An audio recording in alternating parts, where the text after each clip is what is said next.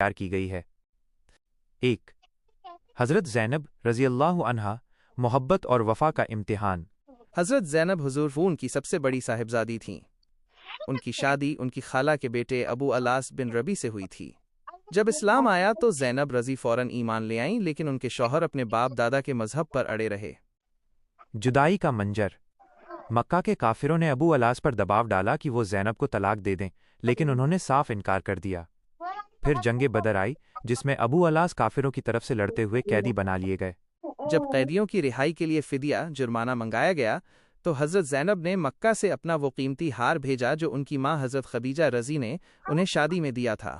حضور نے جب وہ ہار دیکھا تو انہیں اپنی وفادار بیوی خدیجہ کی یاد آ گئی اور آپ کی آنکھوں میں آنسو بھر آئے۔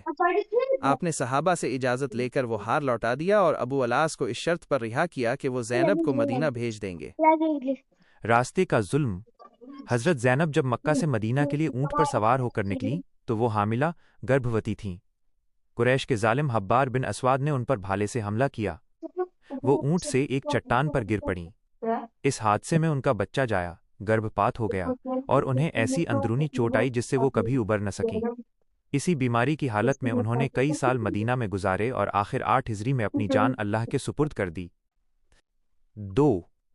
حضرت رقیہ رضی اللہ عنہا، صبر اور ہجرت کی داستان۔ حضرت رقیہ کو صاحبات الہجرتین کہا جاتا ہے، یعنی وہ خاتون جنہوں نے اللہ کے لیے 2 بار اپنا گھر چھوڑا۔ ان کی پہلی شادی ابو لہب کے بیٹے سے ہوئی تھی، لیکن نبوت کے بعد ابو لہب کی دشمنی کی وجہ سے انہیں طلاق دے دی گئی۔ اس کے بعد ان کا نکاح حضرت عثمان رضی سے ہوا۔ حبشہ کا سفر اور تنہائی۔ جب مکہ میں مسلمانوں پر ظلم حد سے بڑھ گیا تو حضور نے حضرت رقیہ اور حضرت عثمان کو حبشہ ایتھیوپیا ہجرت کرنے کا حکم دیا۔ ایک شہزادی جیسی پلی بڑھی بیٹی نے اللہ کے دین کے لیے سمندر پار کا سفر کیا اور پردیس کی تنہائی برداشت کی۔ سالوں بعد جب وہ واپس مکہ آئیں تو اپنی پیاری ماں حضرت خدیجہ رضی کا سایہ سر سے اٹھ چکا تھا۔ یہ ان کے لیے ایک گہرا صدمہ تھا۔ آخری ہجرت اور شہادت جیسا انتقال۔ حضرت رقیہ نے پھر مدینہ کی طرف ہجرت کی۔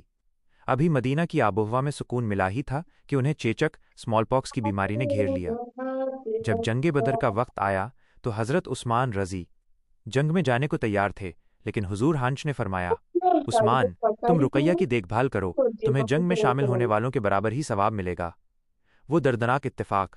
ادھر جنگ بدر میں مسلمانوں کو فتح ملی اور ادھر مدینہ میں حضرت رقیہ اپنی آخری سانسیں لے رہی تھیں۔ جس وقت جیت کا جھنڈا لے کر صحابہ مدینہ میں داخل ہوئے، اسی وقت حضرت رقیہ کو قبر میں اتارا جا رہا تھا۔ حضور جنگ کی وجہ سے اپنی بیٹی کا چہرہ آخری بار نہ دیکھ سکے۔ ان واقعات سے ہمیں کیا سبق ملتا ہے؟ 1. صبر۔ نبی شن کی بیٹیوں نے کبھی اپنی تکلیفوں کا شکوہ نہیں کیا۔ 2. قربانی۔ انہوں نے اسلام کے لیے اپنا گھر، اپنی صحت اور اپنی اولاد تک کی قربانی دی۔